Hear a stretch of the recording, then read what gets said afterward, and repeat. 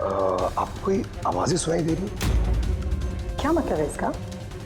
नहीं, जिन जिन लोगों को भी तुम कायर हो, कायर। तुम सिर्फ बातें कर सकते हो, सिर्फ बातें। तुम्हें कुछ नहीं आता है। तब है तो कुछ करो, करो कुछ। तुम्हें मेरी आवाज आ रही है? अगर मेरी आवाज आ रही है तो जैसा मैंने कहा है तुम्हें करना होगा। मार दो उसे। मेरा कहा मानो और जो मैंने कहा है वो करो तुम। मार दो उसे। योर ऑनर, सारे गवाह और सबूत यही साबित कर रहे हैं कि खून प्रीतिका ने ही किए हैं। नहीं नहीं जज साहब, ये सब झूठ है। झूठ तो आप बोल रही हैं प्रीतिका जी, खून आप ही ने किए हैं। नहीं जज साहब, मैं बेकसूर हूँ जज साहब, निर्दोष हूँ मैं। Your honour, your honour. हाँ, मैं सुन रहा हूँ। बोलो, क्या कहना है तुम्हें? योर ऑनर, मेरे फाजिल दोस्त नीलेश जी के पास अपने डिफेंस में पेश करने के लिए कुछ है ही नहीं। कोर्ट का कीमती वक्त जाया ना किया जाए। योर ऑनर, कोर्ट का वक्त बेशक कीमती है, लेकिन उससे भी कहीं ज्यादा कीमती है एक बेकसूर इंसान की जिंदगी। मैं साबित कर दूंगा। मेरा कहा मानो और जो मैंने कहा है वो करो। ऑर्डर। फैसला सुनाने से पहले अदालत 2 घंटे के लिए स्थगित की जाती है। That's all.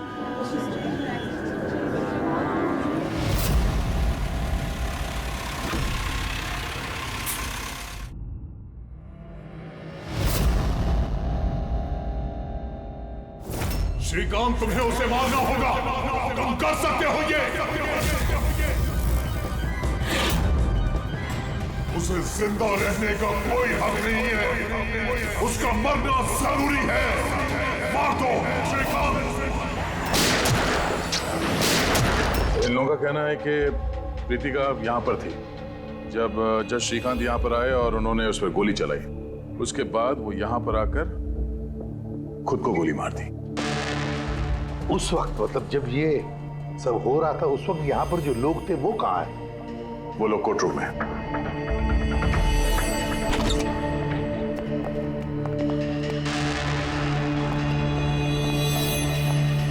जरा डिटेल में बताइए क्या हुआ यहाँ पर?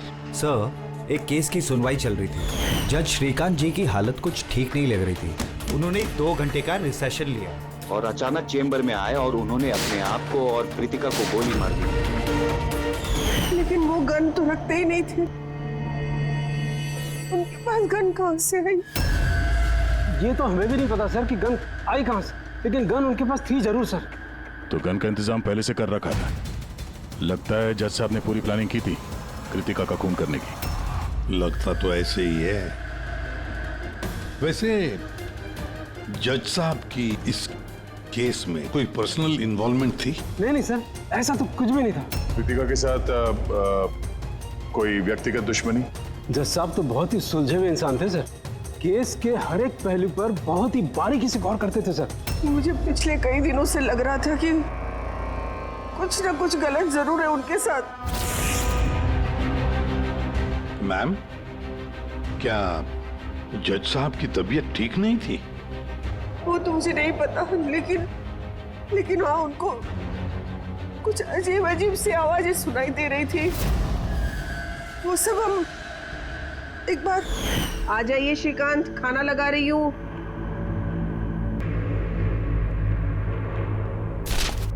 इन पड़ोसियों की जुबान पे लगा भी नहीं। जब देखो अनाप शनाप बकते रहते हैं।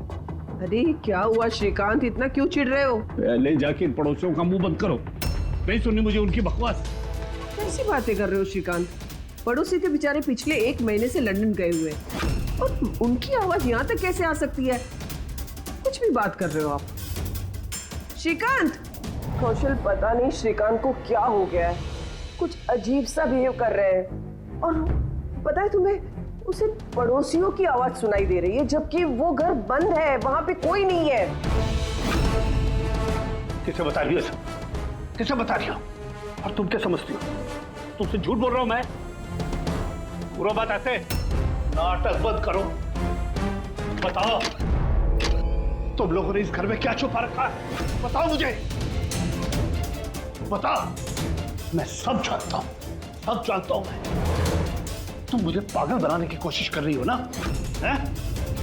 श्रीकांत, ये तुम्हें क्या हो गया है?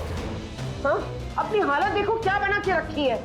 पर यहाँ पे कोई नहीं है, किसकी आवाज सुनाई दे रही है तुम्हें? सुनाई दे रही है, मुझे उनकी आवाजें सुनाई दे रही है।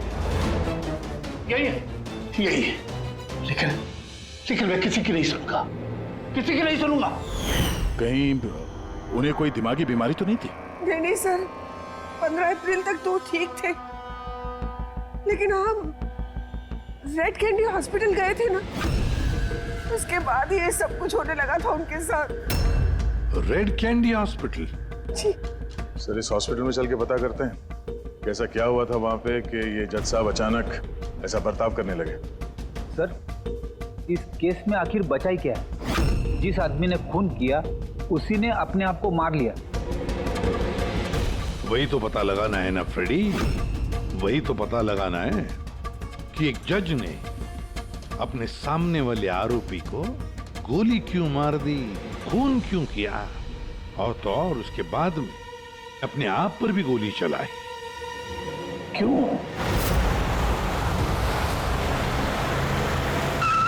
सर, हॉस्पिटल अथॉरिटी ने बताया कि जज श्रीकांत यहाँ पे साइकियाट्रिक ट्रीटमेंट के लिए नहीं बल्कि डेंटिस्ट से मिलने के लिए आए थे। कौन है डेंटिस्ट? कौन है? Sir, doctor Raman. Hello sir, बताइए मैं आपकी क्या मदद कर सकता हूँ? फिलहाल तो आप डॉक्टर रमन को बुलाइए और उनके असिस्टेंट को भी। डॉक्टर रमन, 15 अप्रैल को जज श्रीकांत आपसे मिलने आए थे ना यहाँ? जी हाँ सर, लेकिन सर उनकी मौत से मेरा क्या लेना देना? मुझसे सवाल क्यों? देखिए, हम बस ये जानना चाहते हैं, जब वो आपसे मिले थे तो वो दिमागी तौर से बीमार लग रहे थे? नो सर, मुझे तो ऐसा कुछ नहीं लगा। सर, उनको दिमाग की कोई बीमारी नहीं है और 9 साल से डॉक्टर रमन के पेशेंट है वो। 9 साल से? मतलब आप लोग उसके बारे में बहुत कुछ जानते होंगे। बहुत कुछ नहीं सर, सब कुछ। कुछ और क्या जानते हैं, जरा बता सकते हैं? सर, अभी बताने के लिए तो सिर्फ इतना ही है कि वो बहुत शॉर्ट टेम्पर्ड थे, बहुत जल्दी उन्हें गुस्सा आ जाता था, but he was not delusional. अगर उन्हें कोई दिमागी बीमारी नहीं थी तो फिर उन्हें वो आवाजें क्यों सुनाई दे रही थी? क्या हुआ क्या था उन्हें? पर सर, आप इसमें मेडिकल एक्सप्लेनेशन क्यों ढूंढ रहे हैं? हम लोग इतने मेडिकल एक्सप्लेनेशन क्यों ढूंढ रहे हैं? दया, कोई भी आम इंसान ऐसे ही अचानक से उठकर किसी पर गोली चलाता है, क्या ये नॉर्मल हो सकता है? नहीं, कुछ ना कुछ तो गड़बड़ जरूर है, कुछ तो हुआ है, पर क्या?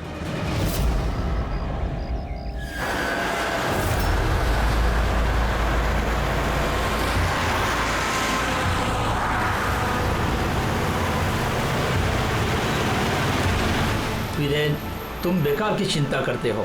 धनंजय की सिक्योरिटी टीम हमारे साथ है, हम सुरक्षित पहुंच जाएंगे।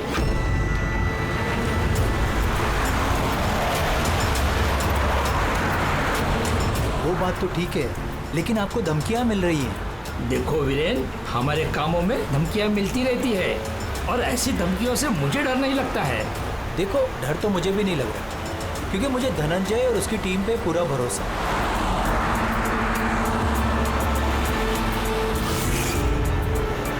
सर, हमने हॉल के 500 मीटर तक लोगों के जाने पर रोक लगा दी है और हर जगह सीसीटीवी से निगरानी की जा रही है। ये बहुत आसान है धनंजय, कायर मत बनो।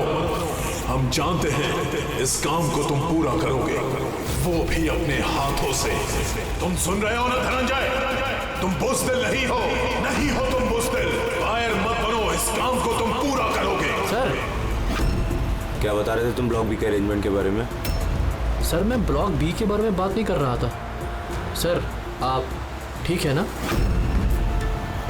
आपकी तबीयत कुछ खराब लग रही है। मेरी तबीयत ठीक है, मैं ठीक हूँ।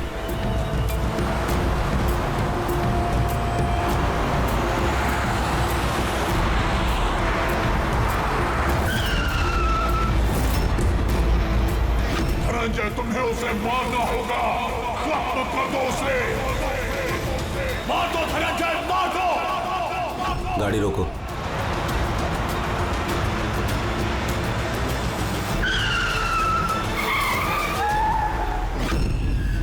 ये इसने गाड़ी क्यों रोक दी? सर, क्या हुआ? शाबाश धनंजय, अपना मिशन पूरा करो, मार दो उसे। याद रहे धनंजय, तुम कायर नहीं हो, तुम ये कर सकते हो। धनंजय यहाँ क्यों आ रहा है? उसे गोली मार दो, सोचो मत। मैं देखता हूँ। ओके। क्या बात है धनंजय, गाड़ी क्यों रुकवा दी?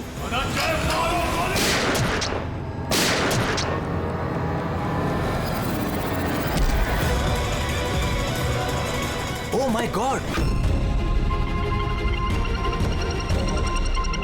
धनंजय, धनंजय, सदमे में लगता है सर।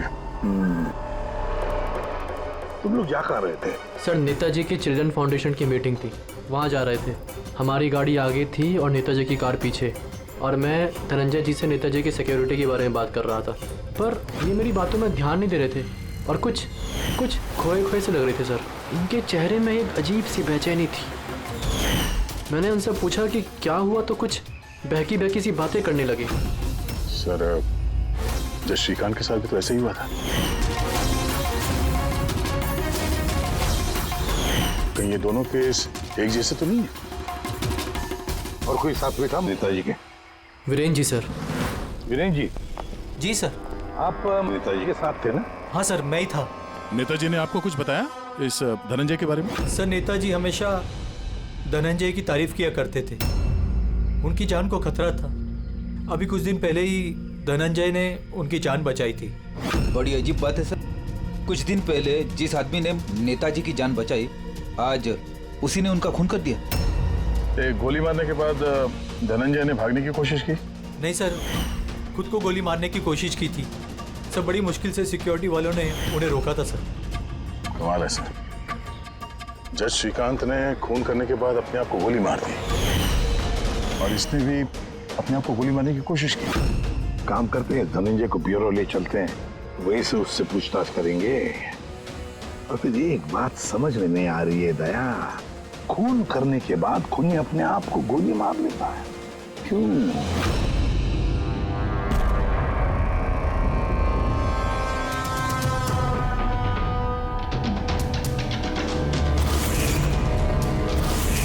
बस डॉक्टर बीना ये क्रिमिनल साइकोलॉजी में रिसर्च कर रही है। हाँ, इन्हीं दोनों केस के बारे में बता दिया? Yes boss.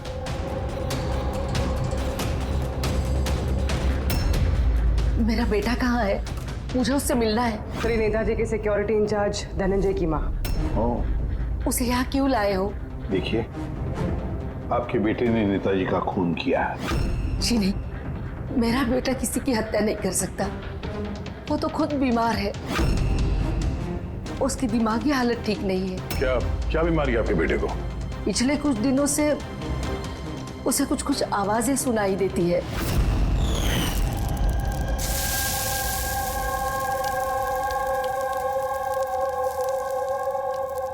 धनंजय, क्या बात है बेटा? बड़े परेशान लग रहे हो। ऑफिस में कोई प्रॉब्लम है क्या? कोई टेंशन?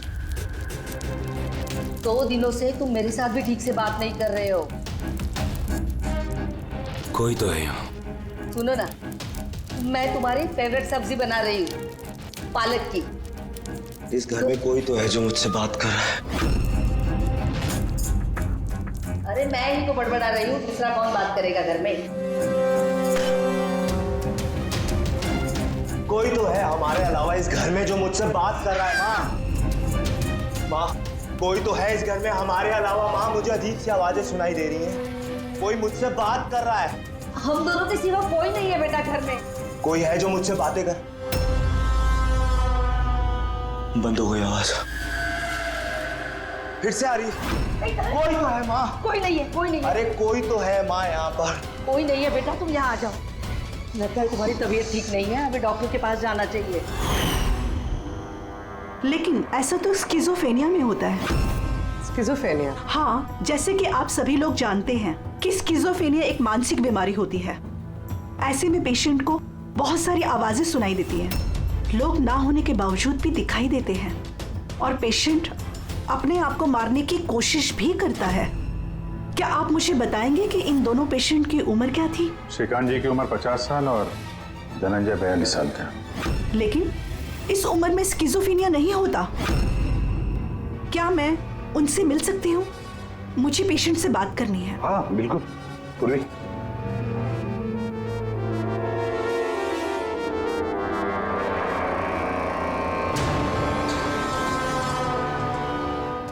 धनंजय, तुमने संजीत को क्यों मारा? मैं कुछ पूछ रही हूँ। धनंजय, तुमने संजीत को क्यों मारा? मुझे कुछ आवाजें सुनाई दे रही थी जो मुझे उकसा रही थी। कह रही थी कि मैं बुज़दिल हूँ, कायर हूँ, मैं किसी का खून नहीं कर सकता। और उस आवाज ने मुझे इतना उकसाया कि मैंने खून कर दिया।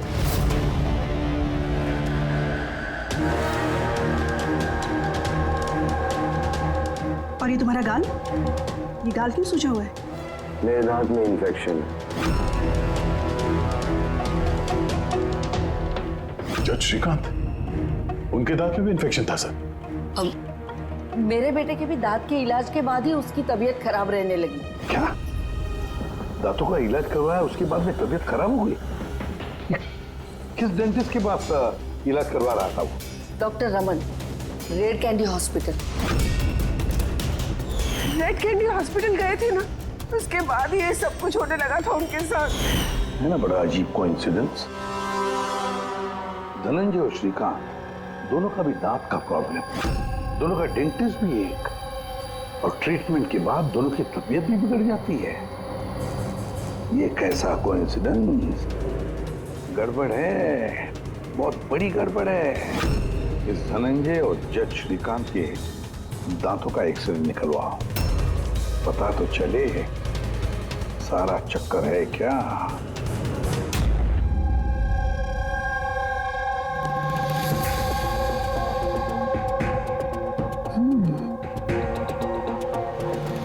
ये क्या हो सकता है? सर, ये देखिए। क्या? ये मार्क्स। हाँ यार, दांतों में ये क्या है? फॉरेन ऑब्जेक्ट जैसा। एग्जैक्टली, ऊपर से दोनों आदमियों के दांतों में है। दोनों आदमियों के दांतों में कुछ फॉरेन बॉडी जैसा कुछ क्या हो सकता? तारिका, एक काम करो, एसीपी साहब को फोन कर दो, उन्हें बोल दो कि केस की जड़ मिल गई है।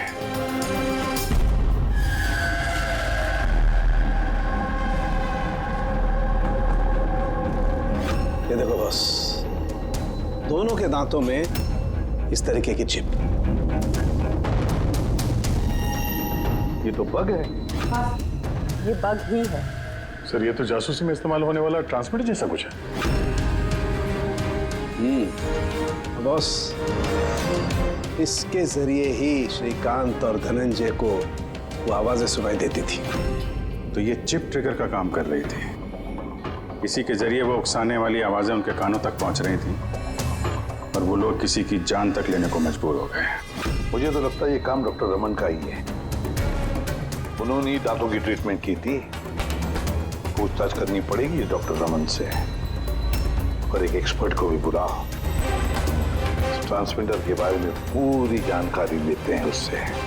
डॉक्टर रमन, दांत में ट्रांसमीटर लगाने का काम कब से शुरू कर दिया आपने? ट्रांसमीटर? हाँ। किस ट्रांसमीटर की बात कर रहे हैं आप सर? उसी ट्रांसमीटर की बात कर रहे हैं जो जज श्रीकांत और सिक्योरिटी ऑफिसर धनंजय के दांत में फिट किया गया था। देखिए, मेरा यकीन कीजिए, मैंने कोई ट्रांसमीटर नहीं लगाया है। ये क्या बकवास कर रहे हैं आप? डॉक्टर साहब, दांतों में ट्रांसमीटर क्यों लगवाएंगे? सर, आप हमारे हॉस्पिटल को बर्बाद करने पे तुले हैं। डॉक्टर रमन हमारे हॉस्पिटल के जिम्मेदार डॉक्टर हैं सर। ये इस तरह का काम हरगिज नहीं कर सकते। और इस तरह का काम यहाँ पे हुआ तो है। हमें श्रीकांत और धनंजय के दांत से ये ट्रांसमीटर मिला है, और इन्हीं ट्रांसमीटर्स की वजह से वो दोनों भी स्किज़ोफ्रेनिक बन गए। सर, वो दोनों मेरे बहुत पुराने पेशेंट हैं। श्रीकांत 9 साल और धनंजय 2 साल। सर, भला मैं अपने पेशेंट के साथ ऐसा क्यों करूं? ये तो आप बताइए ना, क्यों लगाया ट्रांसमीटर? मेरा यकीन कीजिए, मैंने कोई ट्रांसमीटर नहीं लगाया। क्योंकि डॉक्टर रमन के पास ट्रांसमीटर बनाने और उससे मोलार इम्प्लांट्स की ट्रेनिंग ही नहीं है। ये सिर्फ डॉक्टर हैं, दांतों के अच्छे डॉक्टर। और सर, हम यहाँ पे दांत लगाते हैं, बनाते नहीं। दांत तो बाहर से ऑर्डर देने पे आता है। कहाँ से ऑर्डर करते हैं आप ये दांत? डेंजा बायोकेयर। डेंजा बायोकेयर। रेडी पंकज?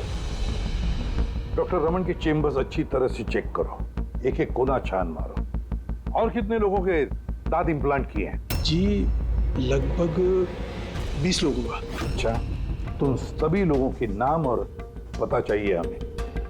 दया, हो सकता है इन 20 लोगों की जान को खतरा हो।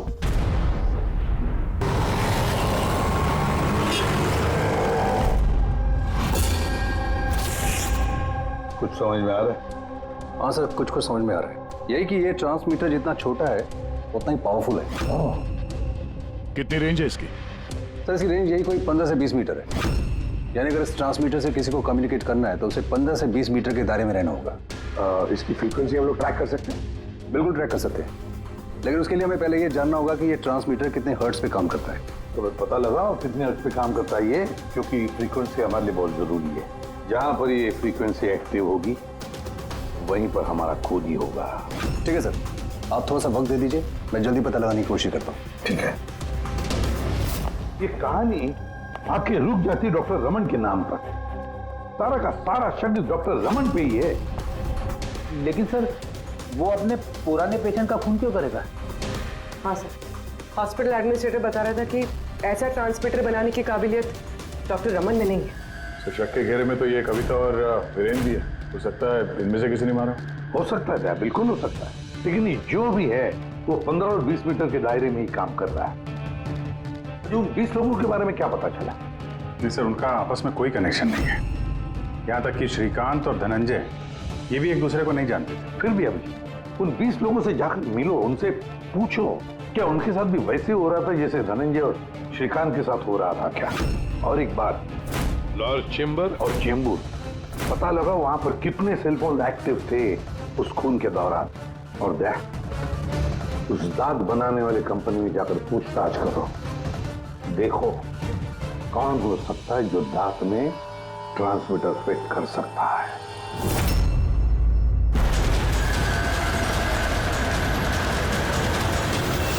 विनय आपका ही नाम है? जी हाँ, मेरा ही नाम है। सॉरी, मैंने आपको पहचाना नहीं। हम सीआईडी से। सर मुझसे कोई गलती हुई क्या? नहीं, अब गलती नहीं हुई। एक्चुअली एक केस के सिलसिले में हम कुछ पूछताछ करने आए हैं। आपके दांतों में कुछ प्रॉब्लम थी ना? हाँ, ये इलाज कहाँ कराया था आपने? रेड किडी हॉस्पिटल। इलाज के बाद से कोई कुछ तकलीफ हुई? आई मीन कुछ अजीब अजीब आवाजें सुनाई देती हों, या जैसे कोई ऑर्डर दे रहा है कुछ करने के लिए? नहीं, ऐसा तो कुछ नहीं हुआ, लेकिन एक दो बार दर्द हुआ था। वो तो नॉर्मल है, दांत लगवाएंगे तो थोड़ा बहुत दर्द तो होगा ही। ठीक है, अगर ऐसी कोई तकलीफ हो तो फौरन हमें बताइएगा। और हाँ, किसी अनजान आदमी के बहकावे में नहीं आना है और किसी के बुलाने पे किसी अनजान जगह नहीं जाना है। ओके जी, ध्यान रखिएगा। जी सर। डॉक्टर रमन बहुत अच्छे हैं। दांत लगाने के बाद से मुझे जरा सी भी तकलीफ नहीं है। आपको कोई आवाजें सुनाई दे रही? क्या मतलब है इसका? नहीं, जिन जिन लोगों को भी डॉक्टर रमन ने दांत लगाए हैं उनमें से कुछ लोगों को अजीब सी आवाजें सुनाई दे रही हैं। नहीं, मेरे साथ तो ऐसा कुछ भी नहीं हुआ है। अच्छा, अगर ऐसा कुछ भी हो आपके साथ तो आप हमें प्लीज इन्फॉर्म करिएगा। या श्योर। आप लोग यहाँ पे दांत बनाते हो या मिनिएचर ट्रांसमीटर? क्या मतलब सर? मतलब ये कि यहाँ पे दांतों में ट्रांसमीटर फिट किए जाते हैं, खून करने की साजिश रची जाती है यहाँ पे। हा? नहीं सर, आप लोगों को गलतफहमी हो गई है। हम इस तरह के इलीगल काम नहीं करते हैं। इलीगल काम हुआ है यहाँ पे। ये देखिए, रेड कैंडी हॉस्पिटल में आप लोगों ने ही दांत भेजे थे ना? जी हाँ मैडम। उसके अंदर ट्रांसमीटर फिट किए गए थे। जज श्रीकांत और सिक्योरिटी ऑफिसर धनंजय, उनके दांत यहीं पे बने थे ना? एक मिनट सर, मैं चेक करता हूँ।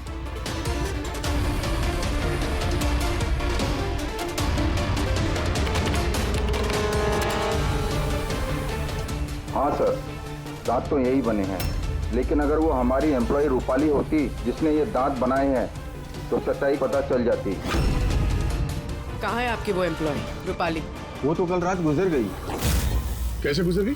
उसे अस्थमा अटैक हुआ था, लेकिन हैरानी की बात तो ये है कि उसे कभी अस्थमा था ही नहीं। जी हाँ सर। उसके घर का एड्रेस देना सर। दांत कब लगवाया आपने? सर 2 महीने हो गए। कोई प्रॉब्लम हुई आपको? नहीं, कोई प्रॉब्लम नहीं सर, जब से दांत लगाया सब ठीक है सर। कुछ आवाजें सुनाई दे रही हो अजीब अजीब सी? नहीं सर, पर हुआ क्या सर?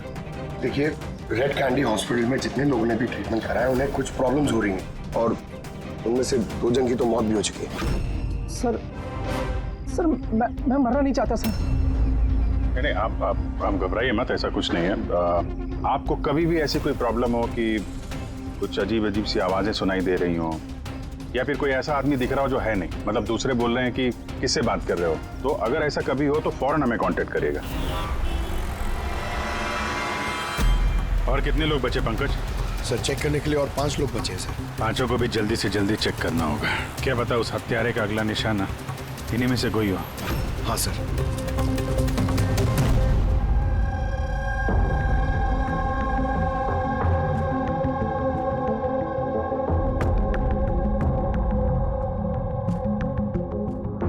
हाँ भाई, पता चला कि नहीं कुछ? सर मैं ऑलमोस्ट पहुंच गया, बस थोड़ी सी देर और सर।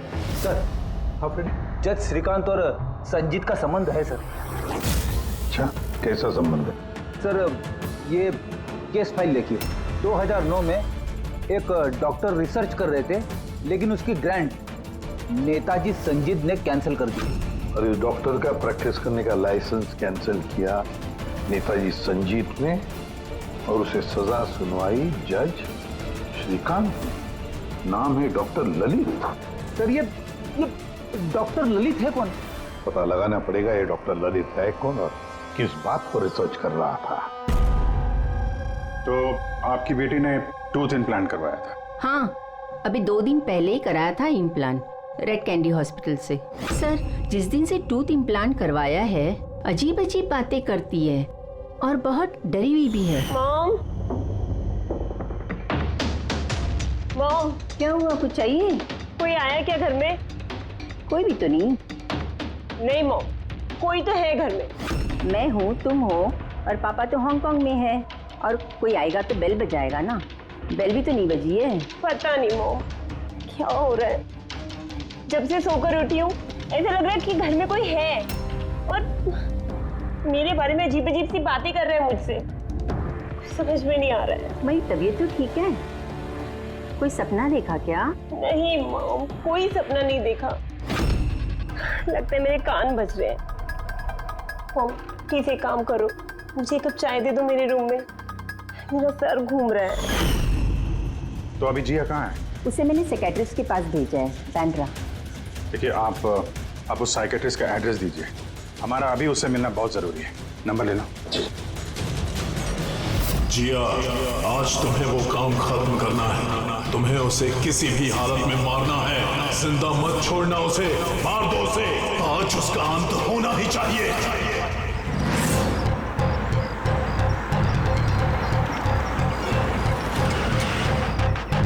कहाँ जाएंगे मैडम?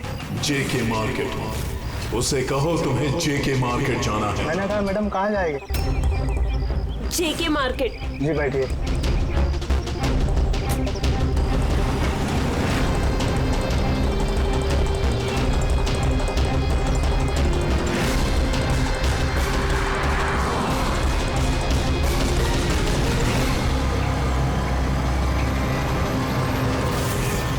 तुम डरपोक हो तुम, कुछ नहीं कर सकती तुम, 1 नंबर की डरपोक हो। चुप, मैं डरपोक नहीं हूँ और मैं किसी को नहीं मार सकती। मैडम आपने मुझसे कुछ कहा? हाँ अब नहीं, मैंने कुछ नहीं कहा। नहीं, कुछ नहीं कहा मैंने। मैं कहाँ बात कर रही हूँ?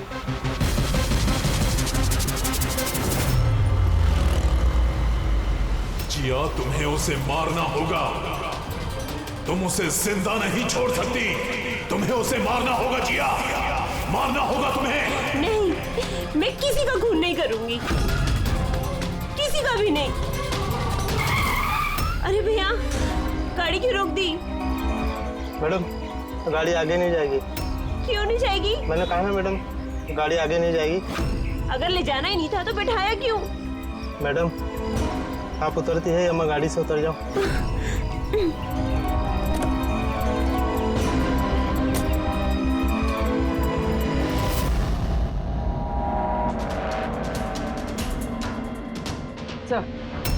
सर वॉचमैन और पड़ोसी बता रहे थे कि रूपाली यहाँ 3 महीने पहले शिफ्ट हुई थी और अकेली रहती। फिर चेक करते हैं अच्छी तरह से।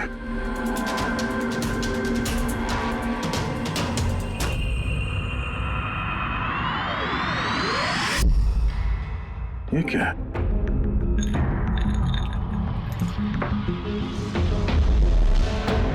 इतने सारे एयर ट्रांसमिटर्स।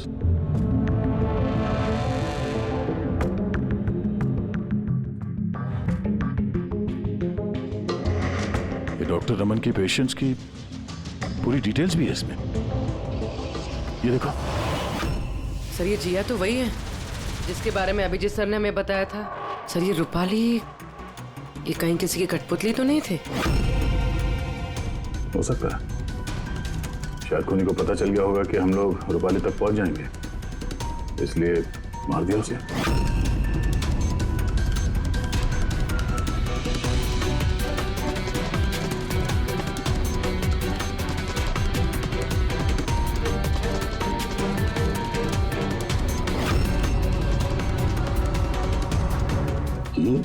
ये नेताजी, संजीत, वीरेन और जिया, इन तीनों के चेहरे पे रेड सर्कल। नेताजी के चेहरे पे क्रॉस मारा हुआ। नेताजी तो मारे गए, अब बचे ये वीरेन और ये जिया। मतलब अगला नंबर इनका है।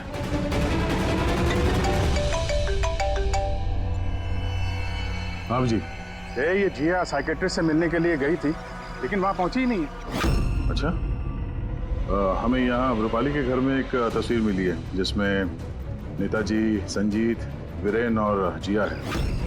ये नेताजी के चेहरे पे तो क्रॉस मारा हुआ है, पर इन दोनों के चेहरे पे लाल पेन से सर्कल बना हुआ है। कहीं ऐसा तो नहीं कि ये जिया वीरेन को मारने के लिए गई है? एक काम करो, तुम वीरेन को अलर्ट करो, पता करो वो कहाँ है। तब तक मैं जिया की लोकेशन ट्रैक करता हूँ और हम लोग मिलते हैं। ओके? या चलिए, सर वीरेन को फोन लगाना।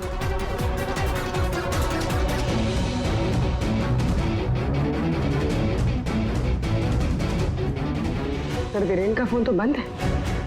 सर मिल गया। हाँ सर, ये ट्रांसमीटर 1.8 मेगाहर्ट्ज से 2 मेगाहर्ट्ज के बीच में काम करता है।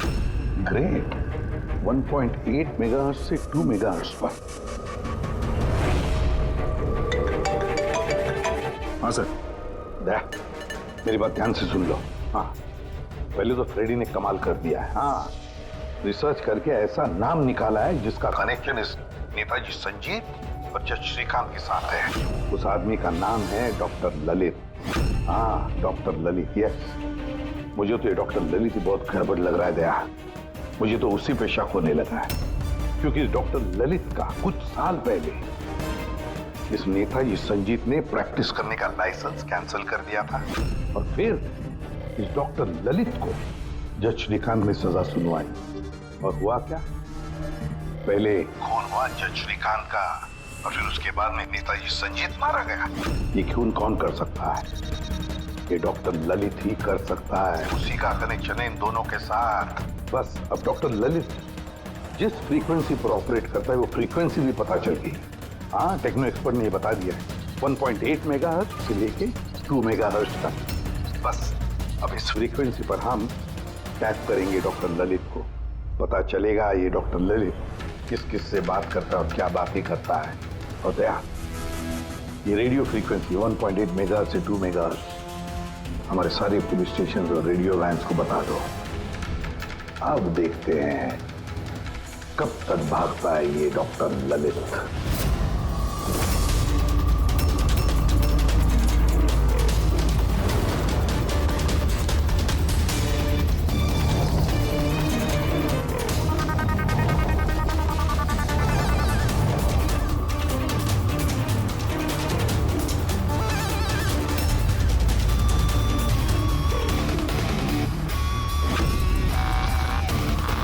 इस फ्रीक्वेंसी पे कोई हरकत नजर नहीं आ रही।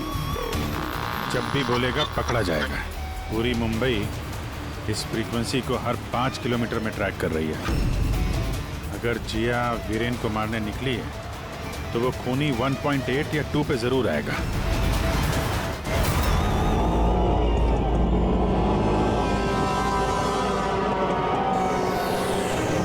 जाओ जिया, अपने काम को अंजाम दो। ये कौन हो सकता है जो संजीत के खूनी के बारे में मुझे बताने के लिए यहाँ बुलाया है? जिया, उसे मारना होगा तुम्हें। उसे जिंदा रहने का कोई हक नहीं है।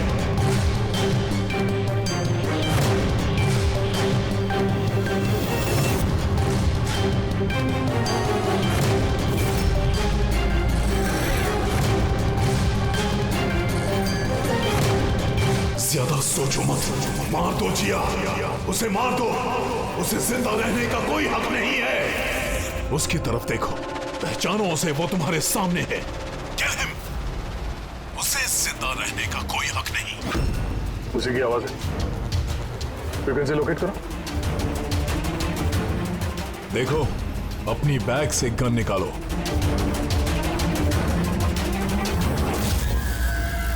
जिया, तुम कायर नहीं हो। Shoot him, shoot him.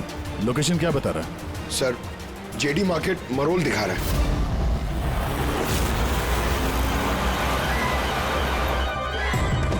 Come on जिया, मारो, मारो उसे। सर ये क्या हो रहा है? ये मुझे क्यों मारना चाहती थी? किसी ने मुझे फोन करके बुलाया कि संजीत की खूनी के बारे में बताने वाली थी। घबराइए नहीं, ये सब एक प्लान था। आप अभी सेफ है, आप जा सकते हैं। Okay sir, thank you. तो खूनी यहीं कहीं होगा, भीड़ में मिक्सअप हो गया है। सिग्नल यहीं है, देखते हैं।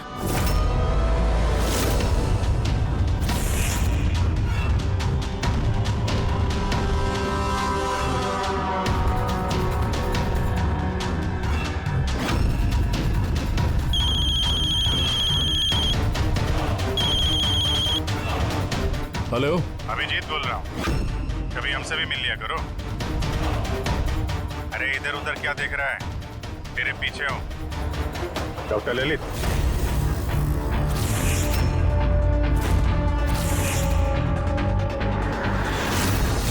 हॉस्पिटल के एडमिनिस्ट्रेटर पवन।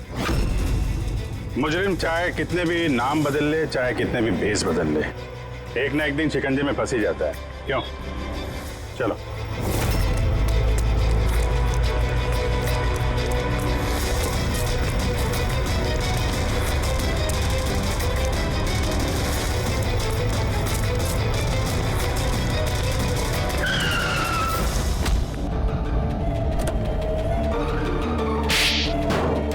जज श्रीकांत और नेताजी संजीत, इन लोगों का खून क्यों करवाया तुमने? से बदला लेना चाहता था।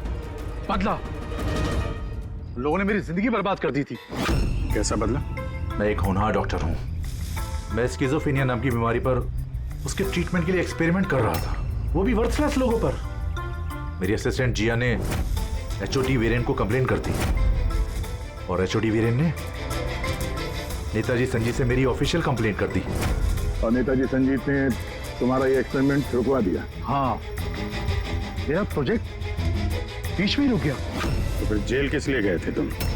मेरी लापरवाही की वजह से एक आदमी की मौत हो गई थी। जज श्रीकांत ने मुझे बिना कुछ सोचे समझे 10 साल की सजा दे दी। मेरा डॉक्टर होने का रुतबा छीन गया मुझसे।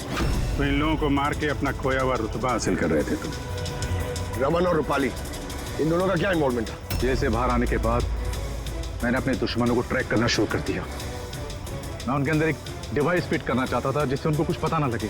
डॉक्टर रमन और रूपाली मेरी इसमें मदद कर रहे थे। उन लोगों ने कैसी मदद की? जज श्रीकांत और जिया को दांतों में प्रॉब्लम थी। वो अपने चेकअप के लिए डॉक्टर रमन के क्लिनिक पे जाते थे। नेताजी संजीत के दांतों में कोई प्रॉब्लम नहीं थी, बल्कि उनके बॉडीगार्ड धनंजय को दांतों में प्रॉब्लम थी। मैंने उसे फ्री डेंटल चेकअप का लालच दिया और डॉक्टर रमन के क्लिनिक पे भेज दिया। डॉक्टर रमन ने उन्हें नया दांत लगाने की सलाह दी और मेरे कहने पे रूपाली ने उनके दांतों में डिवाइस फिट कर दिया। और रूपाली ये सब करने के लिए मान गई? हाँ, क्योंकि मैं रूपाली से प्यार करता था। हम दोनों ने मिलकर एक डेंटल क्लिनिक खोला था। रूपाली इस काम में मेरी मदद कर रही थी। तो फिर उसका खून क्यों किया तुमने? क्योंकि जब श्रीकांत और नेताजी के मरने से आप उस तक पहुंच जाते और वो मेरा नाम ले देती, इसलिए मैंने उसे हमेशा हमेशा के लिए चुप करा दिया। फिर बदला लेने के लिए क्या कुछ नहीं किया तुमने? इतनी सफाई से खून किए तो फायदा क्या हुआ? आखिर में पकड़े गए ना? मेरा मिशन किसी को मारना नहीं था सर, मैं बस अपने आप को जीनियस साबित करना चाहता था। मैं चलते फिरते इंसानों को हथियार बना सकता था। अगर यही दिमाग किसी अच्छे काम में लगाते तो आज मुजरिम नहीं बनते और जिंदगी भर जेल की सलाखों के पीछे सड़ते नहीं।